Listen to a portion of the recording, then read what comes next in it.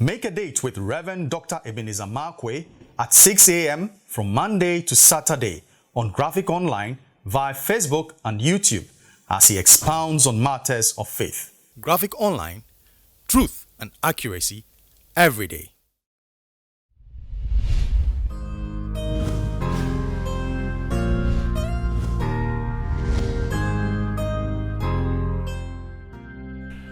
Hello, this is Reverend Dr. Ebenezer Markwei of Living Streams International, bringing you matters of faith with Graphic Online. No matter what you do, you need to tune into Graphic Online. You know, sometimes instead of buying all those, you can go straight, you can subscribe to Graphic Online, and all the information that you need in terms of daily news occurrences are right there on Graphic Online. And of course, my Graphic Online Matters of Faith, you can't afford to miss it. And I'd like to encourage all the people who visit La Beach, come on, switch on to it, and you might be surprised, and you will be blessed this morning. Now here, this morning, I'd like to capture my thought with the word, crazy bless me. Crazy bless me. You remember in Genesis chapter 32, now here is Jacob confronted. I'm still fixated with Jacob. And he's like, because he really, I mean, the guy's ability, his reasoning skills, his intelligence and everything gets me fixated. And I say, wow. You know, now here is Jacob. Now all of a sudden, in Genesis 32, he's confronted with his brother coming after him with swords and spears and soldiers. And then the Bible says that he got a divine sumo wrestler, like I said the other time, and they began to wrestle with him. Now, I'm very fixated. Now, you look at this story this way. Jacob, your brother is coming after you with sword and spear. And then all of a sudden, so you have a fear without. And then just when you are alone, somebody comes, a stranger comes that you don't know, and then starts fighting with you. And then as the person was fighting with you, look at what Jacob said.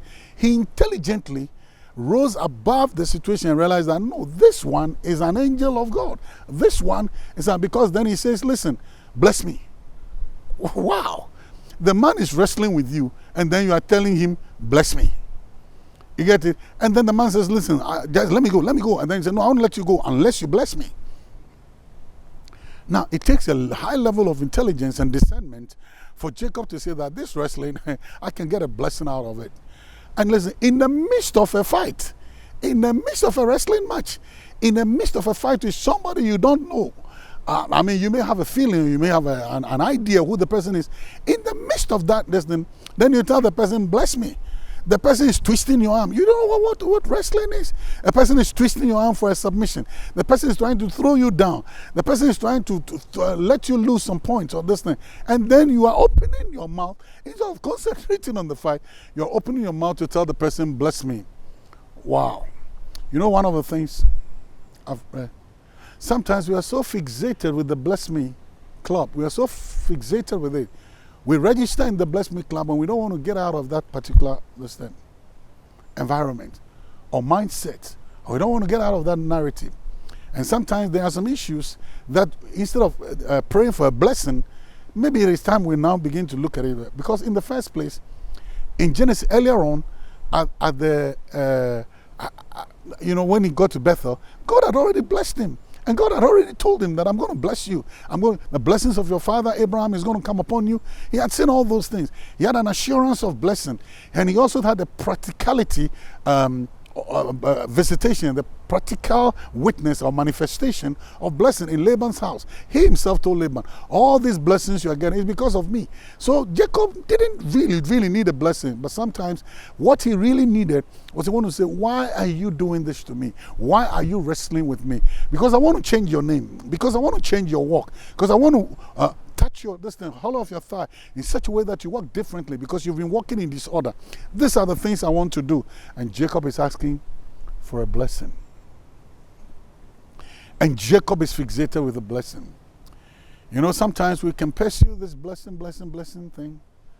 It is good to be blessed. Oh, yes. I need a blessing. God, please bless me. You know that? I need it desperately. But here's the interesting thing.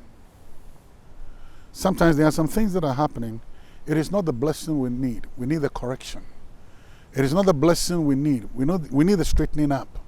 It is not the blessing we need because the blessing has already been promised to us. But God needs to straighten us up.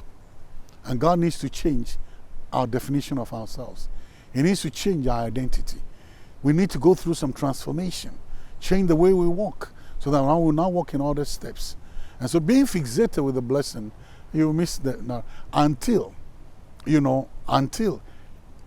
what was going to happen, the reality of why the wrestling match came over to him. Now, this fixation with bless me can be crazy, so fixated with it that we can't think beyond the blessing box. Beyond the blessing box, we can't think beyond it.